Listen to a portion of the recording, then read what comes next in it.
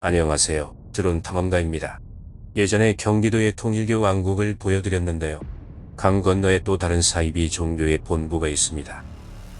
다른 사이비 신자들조차 기피하는 사이비. 바로 신천지입니다.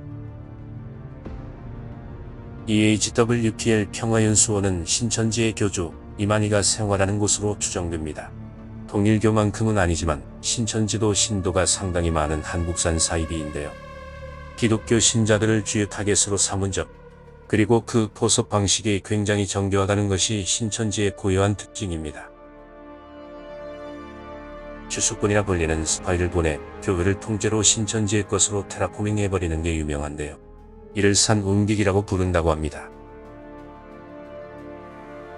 보통 신도가 50명 이하의 소형 교회에서 전도사를 모집할 때 미리 잠입한 주수꾼이 목사에게 신천지 전도사를 추천하는 식으로 침투시킨 뒤 신도들을 선동하여 원래 있던 목사를 몰아내는 방식입니다. 그야말로 현실판 마피아, 어몽어스라 할 수 있습니다. 제 친구도 10년 이상 다녔던 교회에 주수꾼이 들어왔다가 발각되어 몰아낸 적이 있다고 합니다.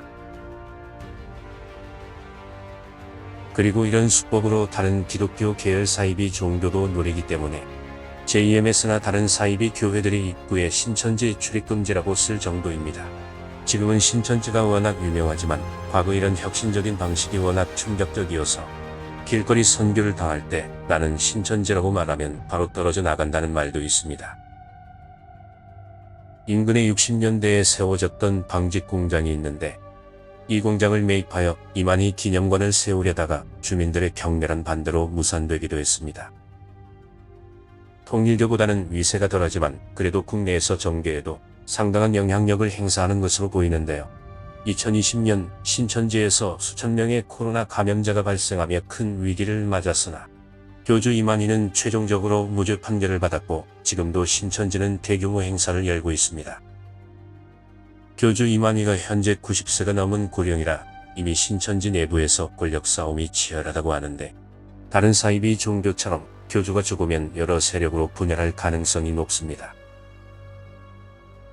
저는 다음에 더 재미있는 장소로 돌아오겠습니다. 시청해주셔서 감사합니다.